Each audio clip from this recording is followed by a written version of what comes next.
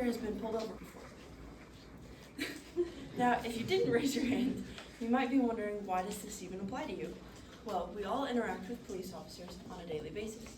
Whether they're pulling you over, giving you a ticket, or helping you change a tire, we interact with them every single day.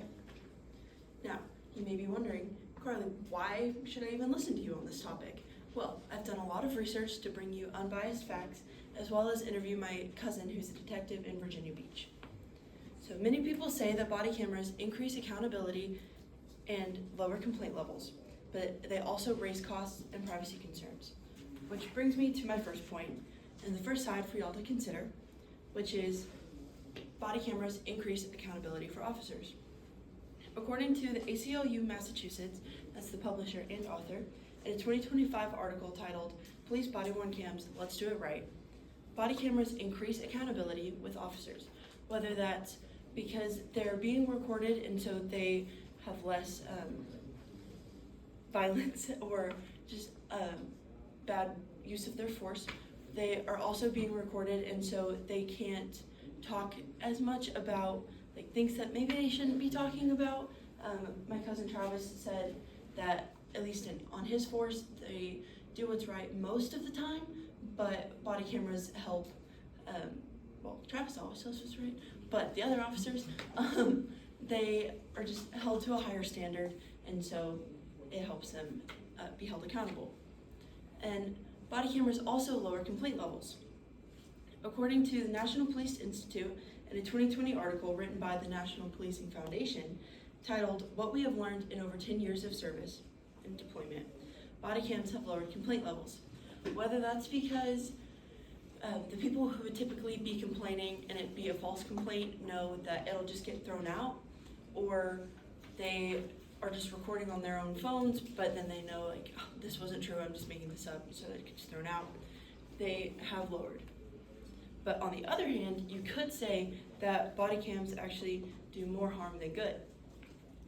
According to a Britannica article written by the editors of Procon in May of 2025, titled Should Law Enforcement Agents Wear Body Cameras?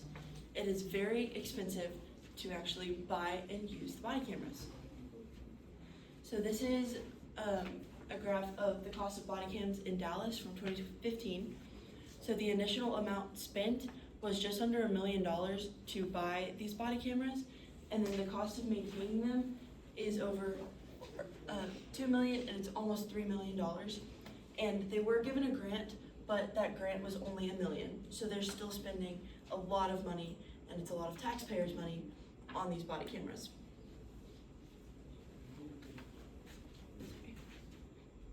Okay. And body cameras also raise privacy concerns for the officers and citizens. So for the citizens, according to a National Police Foundation article written by Davis and Johnson in June of 2019 titled, Do Body Cams Affect the Quality of Victim Police Interactions in Field Interviews? Body cameras are recording people in their most vulnerable moments and on their hardest days, whether they're intoxicated or they just lost a family member or their house burned down or just anything that went wrong. It is their worst day and they're being recorded without their consent. And it also raises privacy concerns for the officers as well. According to Travis, a lot of times their commanding officers like to nitpick the little things that the officers are doing, and so they just don't have as much privacy. So in conclusion, many say that body cameras increase accountability and lower complaint levels, but they also raise costs and privacy concerns.